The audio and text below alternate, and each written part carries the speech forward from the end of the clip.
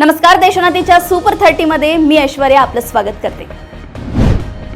इतिहास संशोधक इंद्रजित सावंत यांना धमकी देणारा तथा छत्रपती शिवाजी महाराज आणि छत्रपती संभाजी महाराज यांच्याबाबत आक्षेपार्ह वक्तव्य करणाऱ्या प्रशांत कोरटकरला अखेर जामीन मंजूर झालाय। कोल्हापूर सत्र न्यायालयाकडून प्रशांत कोरटकरला जामीन मंजूर झाला आहे। उपमुख्यमंत्री एकनाथ शिंदे शनिवारी कोल्हापूर दौऱ्यावर होते। यावेळी स्थानिक शेतकऱ्यांनी शक्तीपीठ महामार्गाला विरोध दर्शवला। शेतकऱ्यांचं नेतृत्व कोल्हापूर नगरपालिकेत शिक्षकानं केलं।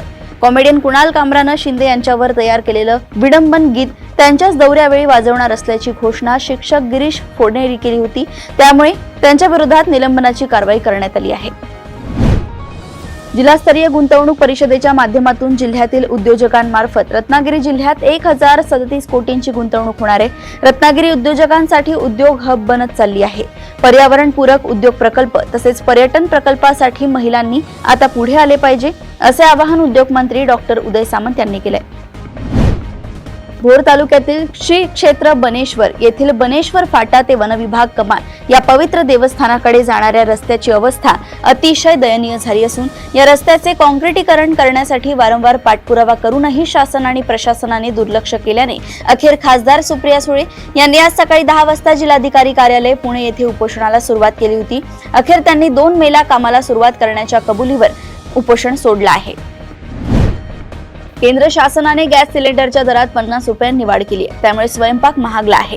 याचा फटका जिल्ह्यातील 3 लाख कुटुंबांना बसणार आहे। तसेच 1 एप्रिल पासून विजेचे दर प्रति युनिट 60 पैशांनी वाढवत असल्याचेही परिपत्रक महावितरणाने काढले। बुलेट ट्रेन प्रकल्पासाठी खोदकाम केलेल्या खड्ड्यात बुडून 12 वर्षीय मुलाचा दुर्दैवी मृत्यू झाल्याची घटना भिवंडीतील कोपरगाव येथे घडली आहे। बुधवारी या पीडित परिवाराच्या कुटुंबियांची भिवंडी लोकसभा मतदारसंघाचे खासदार सुरेश म्हात्रे उर्फ बाळ्या मामा यांनी भेट घेत सांत्वन केले। पुण्यात 27 वर्षीय परदेशी महिलेवर 7 जणांकडून लैंगिक अत्याचार केल्याचा धक्कादायक प्रकार समोर आलाय। या प्रकरणी पुणे पोलिसांनी 7 जणांना अटक केली असून यात राष्ट्रवादी काँग्रेसचा माजी पदाधिकारी शंतनू कुकडे यासह इतरांचा समावेश आहे। अकोला जिल्ह्यातील अकोट तालुक्यातील पोपटखेड रोडवरील एका बंद कारखान्यात एका व्यावसायिकाची हत्या करण्यात आल्याची घटना आज 8 एप्रिल रोजी उघडकीस आली। या हत्येसंदर्भात पोलिसांनी एका व्यक्तीला चौकशीसाठी ताब्यात घेतलंय। पैशांच्या देवाणघेवाणीतून ही हत्या झाल्याचं कारण समोर येत आहे। जळगाव जिल्ह्यातील भडगाव तालुक्यातून एक धक्कादायक घटना उघडकीस आली आहे। घराच्या वाटणीच्या वादातून पित्यानेच पोटच्या एका मुलाची निर्घृण हत्या केली आहे। या प्रकरणात दुसऱ्या मुलाचा देखील सहभाग असल्याचं तपासात उघड झालंय। त्यामुळे पोलिसांनी दोन्ही बाप बेट्यांच्या मुसक्या आवळल्या आहेत।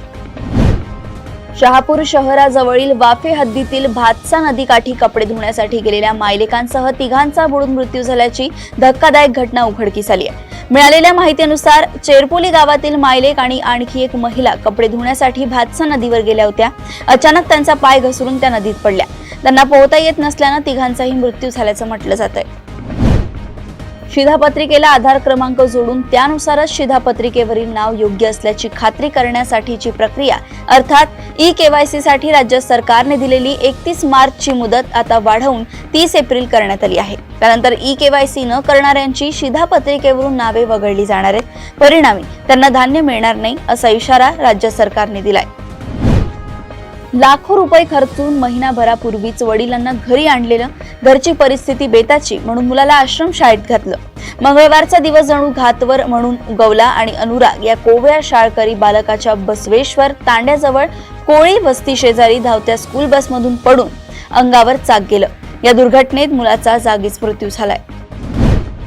रिझर्व्ह बँकेच्या 6 सदस्यीय चलन विषयक धोरण समितीने 9 एप्रिल रोजीच्या धोरण आढाव्यात रेपो दर 25 बेसिस पॉइंट्सने कमी करून 6% करण्याचा निर्णय घेतलाय। यामुळे येत्या काही दिवसात गृह, वैयक्तिक वाहन आणि ठेवींवरील व्याजदर कमी होणार आहे। दर निश्चित करणाऱ्या पॅनलने चलन विषयक धोरणाची भूमिका तटस्थवरून अनुकूल अशी केल्याने रेपो दरात कपात करण्यात आली आहे। राज्याचे सामाजिक न्याय मंत्री संजय शिरसाट यांनी औरंगजेबच्या कबरीच्या ठिकाणाचं नाव बदलण्याची मागणी केली। त्यावर आता AIMIMचे नेते इम्तियाज जलील यांनी प्रतिक्रिया दिली। आता उरले तरी काय, आपल्या बापाचंही नाव बदलून घेतलं पाहिजे। ज्या ठिकाणी औरंगजेबची कबर आहे त्याचं खुलताबाद हे नाव बदलून रत्नपूर करण्याची मागणी शिरसाट यांनी केली आहे।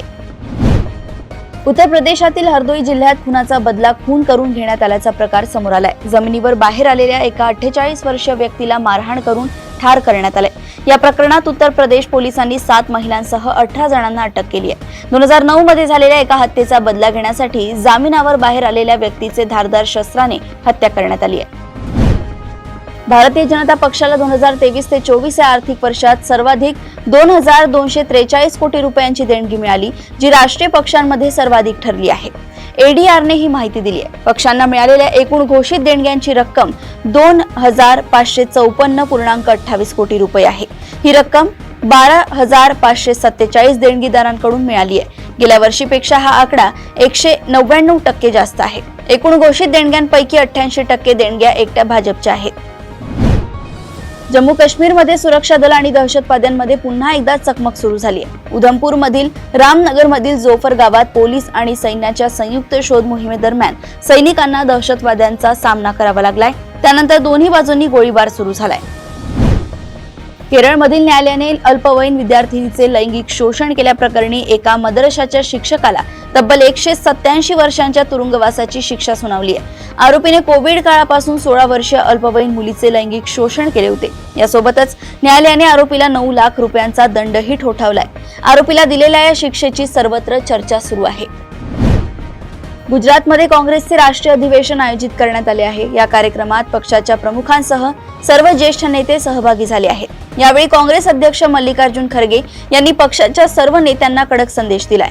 पक्षाची कामे न करणारे अथवा दिलेली जबाबदारी योग्यरित्या न पार पाडणाऱ्यांची निवृत्ती घ्यावी, असे खरगेंनी स्पष्टपणे सांगितले। केंद्रीय विद्यालय संघटनेने नागरी संरक्षण उच्च शिक्षण संस्था प्रकल्प क्षेत्रांतर्गत तब्बल 60 नवीन केंद्रीय विद्यालय सुरू केली। देशातील 60 नवीन विद्यालयांपैकी महाराष्ट्रात एकही नाही, तर उत्तर प्रदेशात 8, पश्चिम बंगाल, पंजाब, हरियाणा, हिमाचल प्रदेशात प्रत्येकी एक नवीन विद्यालय उघडलं आहे। काँग्रेस पक्षाचं सध्या गुजरातच्या अहमदाबाद येथे अधिवेशन सुरू आहे। या अधिवेशनात काँग्रेसचे सर्व दिग्गज नेते सहभागी झाले आहेत। या अधिवेशनात काँग्रेस नेते राहुल गांधी यांनी आपल्या भाषणात महत्त्वाची मागणी केली। देशात जातनिहाय जनगणना व्हावी, अशी मागणी राहुल गांधी यांनी केली आहे। आरोग्य विभागातील मोठा घोटाळा उघडकीस आलाय। राष्ट्रीय आरोग्य मिशनच्या अंतर्गत येणाऱ्या जननी सुरक्षा योजना आणि महिला नसबंदी प्रोत्साहन निधीत मोठा अपहार झालाय। एक महिलेची 30 महिन्यात 25 वेळा प्रसूती झाली आणि याच कालावधीत तिची 5 वेळा नसबंदीही झाली। तिला 45,000 रुपये देण्यात आले। या सगळ्या घोटाळ्यात सार्वजनिक आरोग्य केंद्राचे डॉक्टर, नर्स आणि कर्मचाऱ्यांचा हात असल्याचा संशय व्यक्त केला जातोय। गुरुग्राम मध्ये एक दुःखद घटना घडली आहे। बादशाहपूरच्या लेपर्ड ट्रेल परिसरात एक भीषण अपघात झालाय। एका स्पोर्ट्स बाईकवर सॉफ्टवेअर इंजिनियर असलेल्या तरुणीला कारने धडक दिली। यात तिचा दुर्दैवी मृत्यू झालाय। सोमिता नावाची ती तरुणी बाईक रायडर ग्रुप सोबत नोएडाहून गुरुग्रामला आली होती। सोमिताचे वडील महेंद्रपाल सिंग यांनी बाईक रायडर ग्रुपवर निष्काळजीपणाचा आरोप केलाय। त्यांनी पोलिसात तक्रार दाखल केली आहे। काँग्रेसचे राष्ट्रीय अध्यक्ष मल्लिकार्जुन खरगे यांनी महाराष्ट्र विधानसभा निवडणुकीबाबत मोठा आरोप केलाय। महाराष्ट्र विधानसभा निवडणुकीला आता 4 महिने पूर्ण झाले असून या निवडणुकीवरून वेगवेगळे दावे केले जात आहेत।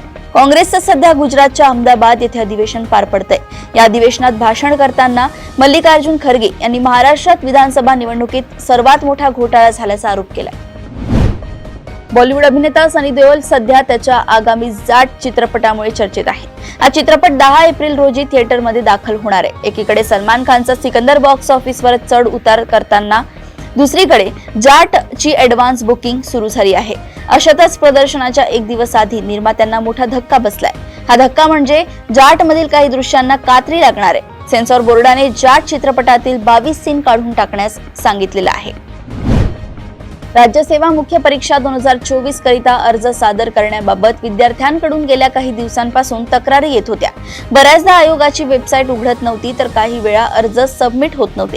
त्यामुळे राज्यसेवा मुख्य परीक्षा 2024 या परीक्षेची अर्ज भरण्याची तारीख 9 एप्रिल वरून अजून वाढवावी अशी मागणी होत होती। पण परीक्षेसाठी पात्र असणाऱ्या जवळपास सर्व उमेदवारांनी अर्ज भरले आहेत। त्यामुळे अर्ज भरण्याची मुदत वाढणार नाही, असे महाराष्ट्र लोकसेवा आयोगाकडून सांगण्यात आले। राज्य संचालित आणि अनुदानित शाळांमधील पदभरतीच्या निर्णयाची सीबीआय चौकशी करण्याचा कलकत्ता उच्च न्यायालयाचा निर्णय सर्वोच्च न्यायालयाने मंगळवारी रद्द केलाय। त्यामुळे पश्चिम बंगालमधील ममता सरकारला दिलासा मिळालाय। प्रेम कधीही कुठेही आणि महत्त्वाचं म्हणजे कुठल्याही वयात होऊ शकतं. प्रेमाची हटके आणि मजेशीर गोष्ट सांगणाऱ्या गुलकंद चित्रपटाचा ट्रेलर नुकताच प्रेक्षकांच्या भेटीला आलाय. या सिनेमातून एक आगळी वेगळी लव्ह स्टोरी प्रेक्षकांना पाहायला मिळणार आहे. गुलकंद सिनेमात प्रेक्षकांना ढवळे आणि माने कुटुंबीय पाहायला मिळतील. सई ताम्हणकर या सिनेमात नीता ढवळे तर समीर चौगुले, मकरंद ढवळे ही भूमिका साकारतायत. 8 एप्रिल रोजी पंजाब विरुद्ध खेळल्या गेलेल्या सामन्यात धोनी फलंदाजीत मोठी खेळी करू शकला नाही, पण त्यानं विकेट किपिंगमध्ये एक मोठा विक्रम केलाय. इंडियन प्रीमियर लीगच्या इतिहासात यष्टीमागे 150 झेल घेणारा MS धोनी हा पहिला यष्टीरक्षक ठरलाय. 22 मार्च रोजी सुरू झालेल्या IPL 2025 मध्ये 8 एप्रिल पर्यंत 22 सामने खेळले गेले आहेत. या 22 सामन्यांमध्ये आतापर्यंत अनेक विक्रम झाले आहेत, परंतु एक आश्चर्यकारक गोष्ट अशी आहे की आतापर्यंत फक्त दोनदाच पाहिली गेली आहे. IPLच्या 18व्या हंगामात बॅट आणि बॉलमध्ये तीव्र स्पर्धा पाहायला मिळत आहे. असं असूनही असं फक्त दोनदाच घडलंय जेव्हा गोलंदाजानं एका षटकात फलंदाजांवर पूर्णपणे वर्चस्व गाजवलंय, म्हणजेच एका षटकात एकही धाव दिली नाहीये. अशाच सुपर 30 बातम्या जाणून घेण्यासाठी बघत रहा देशोन्नती. नमस्कार.